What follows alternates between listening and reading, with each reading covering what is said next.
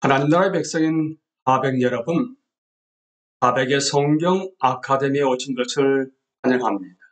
시간은 지적인 독서법 세 번째 강의 시간입니다.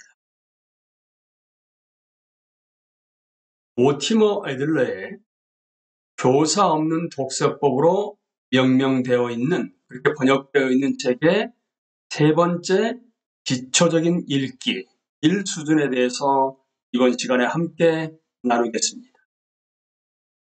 독서의 수준이 모티머 애들러를 통해서 1수준, 2수준, 3수준, 4수준이 점증적인 특성을 가지고 있다고 이미 말씀드렸고, 또한 그림에 보시는 것처럼 2수준은 1수준을 내포하고 3수준은 1, 2수준을 내포하고 4수준은 1, 2, 3수준을 내포하고 있지요. 첫 번째 독서의 1수준입니다. 기초적인 읽기, 영어로 elementary reading입니다. 독서의 초보적인 기술로 우리가 한글을 깨우쳤다 하게 되면 문맹을 살폈다 얘기할 수도 있지 않겠습니까? 책을 읽는 기본적인 훈련을 받고 1차적인 독서 기술을 습득한 수준이 바로 여러분 기초적인 읽기 수준인 독서의 1수준입니다. 그러니까 기억을 되살려 보시게 되면 철수야 놀자, 영희야 놀자에 그런 것을 우리가 소리내서 읽은 적이 있지 않겠습니까? 단순히 쓰여진 글자의 모양에만 관심이 있는데 이때부터 단어에 대한 의미를 깨우쳐 나가기 시작합니다. 그러니까 독자에게 던지는 질문은 여기서 이거지요. 이 문장은 무엇을 말하고 있는가? 근데 그 문장이 무엇을 말하고 있는가를 알게 되면 단어를 모르고서야 어찌 의미를 깨우칠 수가 있겠습니까? 우리들은 이미 오래전에 기초적인 읽기 수준을 습득했습니다.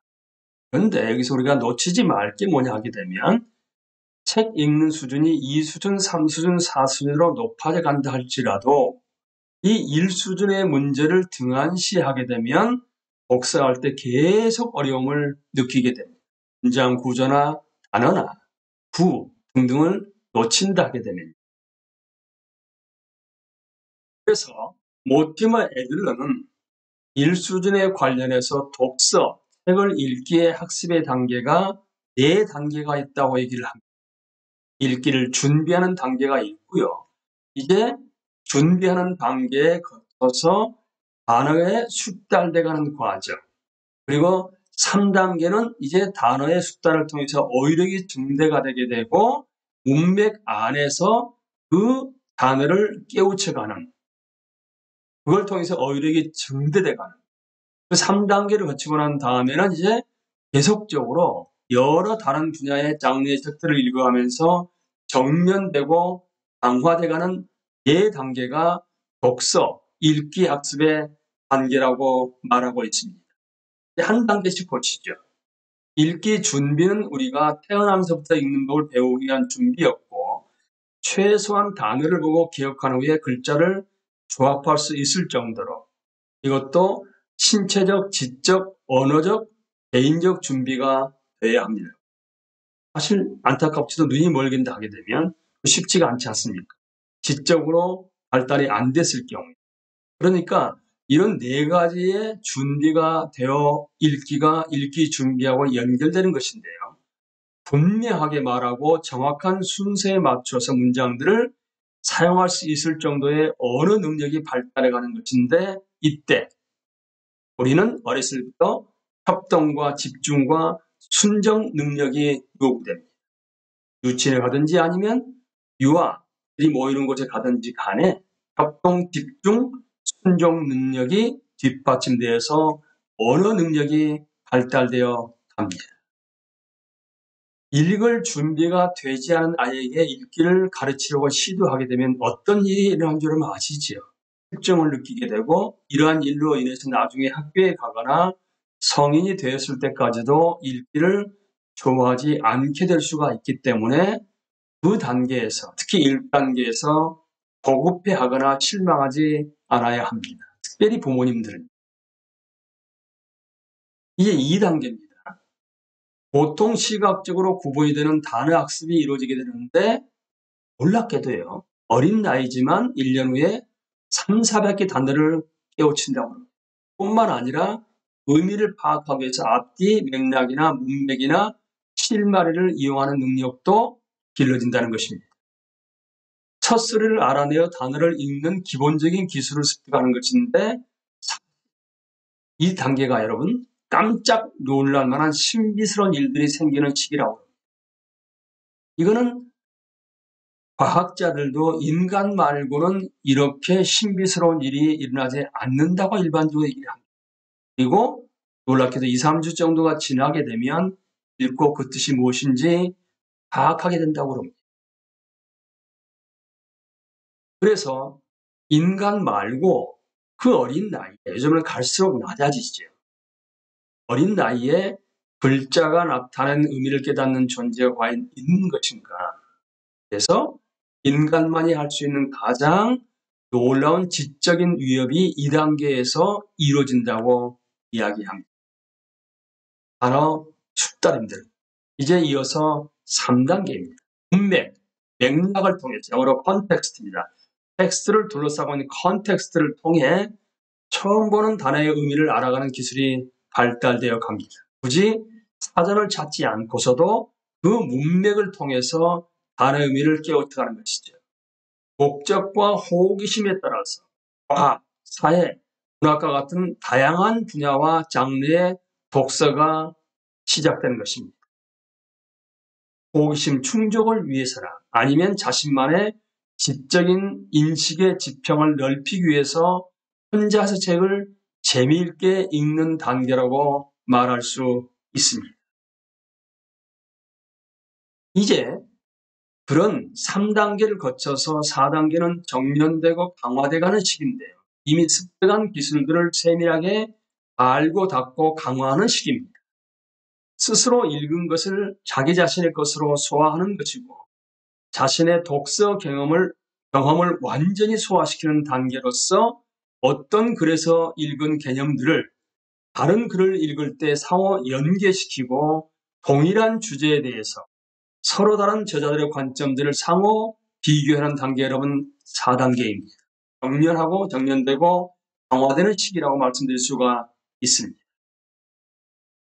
이거를 1단계, 2단계, 3단계, 4단계를 우리가 학교를 다니는 그 단계와 연결시켜 보게 되면 유치원이 읽기 준비를 하게 됩니다. 물론 더 빨리 갑니다만 이제 이렇게 모티머 애들은 연결시켜 볼 수 있다 얘기를 합니다. 단어 숙달이 이제 초등학교 1학년부터 시작돼 가지고 5학년인 초등학교 4학년쯤 되게 되면 어휘력 증대와 그 다음에 맥락, 문맥 안에서 그 내용을 활용할 수 있는. 그리고 이제 5학년을 거쳐서 중고등학교까지는 그 역량을 정렬하게 되고 강화시키는 단계라고 얘기를 합니다.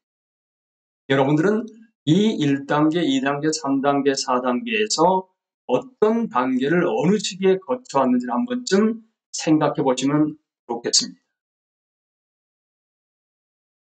1단계, 2단계, 3단계, 4단계 관련해가지고요. 기능적인 문맹을 벗어난 단계는 일반적으로 3단계로서 초등학교 4학년 수준, 5학년 수준이라 하게 되면 우리가 길 가면서 교통 표지판들을 보고 이해할 수가 있고 또한 관공서에 가서 각종 행정서식이 요구하는 빈칸을 채울 수 있는 능력 정도를 기능적인 문맹을 벗어난 단계라고 볼 수 있습니다. 그 다음에 마음 먹은 대로 책을 읽으면서 지식을 습득할 수 있는 단계는 어떤 단계냐 하게 되면 일반적으로 4단계, 고등학교까지 가면서 성숙한 독자의 문턱에 들어선다고 합니다. 하지만 거의 대부분의 사람들은 기초적인 읽기 수준에서 멈춘다는 것입니다. 기능적인 문맹 단계로 끝이 나버린다는 것이지 안타깝게. 그래서 10대 초기에 우리가 책을 읽는 단계인 4단계 정도에 이르러야 고등학교까지 가면서 다양한 분야의 책을 읽고 정년되고 강화되어야만이 평생 동안 계속해서 더욱 성숙하게 책을 읽을 수가 있게 되는 것 아니겠습니까? 그런데 그러한 이상적인 단계에 이르는 학생들이 과연 얼마나 되느냐고 질문하고 있는 것입니다. 더구나 중고등학교나 대학교, 대학원에서 여러분이나 저나 적인 독서법을 가르치고 또한 배우신 적이 있으신가요? 어떻습니까? 좋은 고등학교 교육은 사실상 효과적이고 분석적인 독서 능력을 함양하는 것이고요. 그 토대 위에서 훌륭한 대학 교육은 통합적 독서 능력을 함양하는 것입니다. 4수준이죠. 좋은 고등학교 교육은 3수준까지 역량이 함양되는 것입니다. 그러니까 1수준의 기초적인 읽기를 뛰어넘는 2수준, 3수준, 4수준의 지적인 독서법을 배운 적이 없기 때문에 벌어지는 현상들이 과연 여러분 무엇이겠습니까?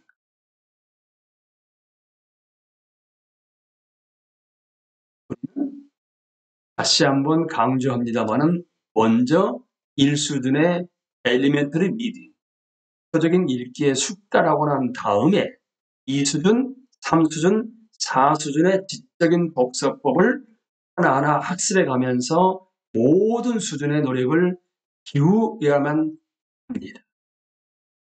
기초적인 읽기는 여러분 마치 외국어를 배우는 데 있어서 단어와 문장 구조 등등을 익히는 단계 아니겠습니까?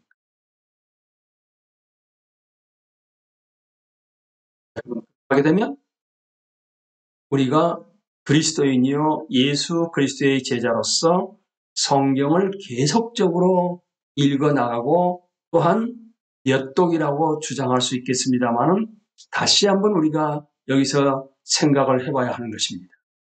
고든 피와 더글라스 스튜어트는 성경을 어떻게 읽을 것인가라는 책에서 성경을 지적으로 읽고 연구하는 것은 본문을 주의 깊게 읽는 것이며 거기에는 본문에 대해 적절한 질문을 던지는 것이 포함된다. 모든 성경 본문을 해석할 때 반드시 던져야 하는 두 가지 기본 질문이 있는데 문맥, 영어로 컨텍스트입니다. 문맥과 관련이 있고 또 다른 하나는 콘텐츠, 내용과 관련이 있다는 것입니다. 여러분은 성경을 읽고 이해하고 해석할 때 문맥과 내용에 관련해서 질문을 던지고 계십니까? 지적으로 읽고 연구하십니까? 아니면 그냥 읽고 마시는 것입니까? 이제 우리는 읽기 학습의 단계를 여러분이나 저나 성경 읽기 학습의 단계에 적용시켜 볼 필요가 분명히 있지 않겠습니까? 성경을 읽을 준비가 되어 계십니까? 성경의 저자는 누구입니까? 삼위일체 하나님이시고 우리 인간들과 소통하시기 위해서 인간 저자를 동원해서 구약은 히브리어로 쓰셨고 또한 신약은 헬라어로 기록해 놓으셨습니다. 그것이 무려 기원전 1400년부터 시작되어서 기원전 400년, 1000년 어간의 40명을 동원해서 구약 성경을 기록하셨고요. 그리고 1세기에 예수님 오신 뒤에 주후 1세기에 신약 성경을 헬라어로 기록하셨습니다. 그리고 그것이 번역되어서 한글 성경을 우리가 읽는 거 아니겠습니까? 그렇다게 되면 거기에 나오는 단어가 일상적으로 우리가 알고 있는 단어의 의미하고 똑같아요. 외국어를 배우는 것처럼 똑같습니다. 성경에 나오는 단어를 정확하게 성경 안에서 알아야 하는 것입니다. 그러니까 단어가 숙달돼야 되는 것이고 어휘력 증대에 문맥을 활용할 수 있어야 되고요. 또한 그 수준이 정년되고 계속적으로 강화되어서 죽을 때까지 성경 읽기의 단계가 계속적으로 증진돼야 되는 것 아니겠습니까? 수년 동안, 수십 년 동안 성경 읽기를 했지만 이렇게 단계적으로 생각해 보게 되고 몇 단계에서 어떻게 했는지를 한 번이라도 여러분들이 스스로가 깨우쳐 보신 적이 있으신지. 더구나 1수준의 2, 3단계에서 요구된 것처럼은 무엇이겠습니까? 성경에 나오는 단어, 그러니까 원약의 의미, 하나님 나라의 의미, 하나님의 의가 무슨 뜻인가? 죄가 무슨 뜻인가? 이신칭 의라고 얘기하는 거기에 믿으면 뭘 얘기하는 것인가? 이런 단어 하나하나에 대해서 정확하게 의미를 알고 성경을 읽는 사람 뿐만 아니라 얼마나 많은 어휘력이 필요한지 모릅니다.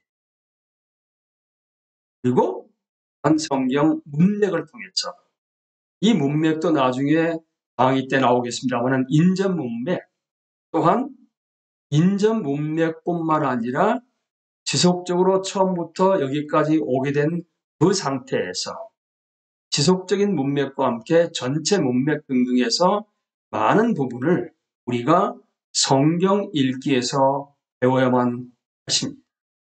그러니까 성경 전체 문맥도 있고요.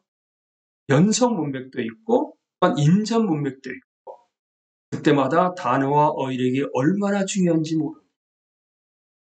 이제 여러분들이 지적인 독서법과 함께 성경 해석학을 통해서 하나하나 단어를 알아가게 되고 문맥의 중요성을 깨우쳐 나가게 되고 어휘력이 증대될 수 있는 귀한 시간들이 되기를 예수 그리스도 이름으로 기도합니다.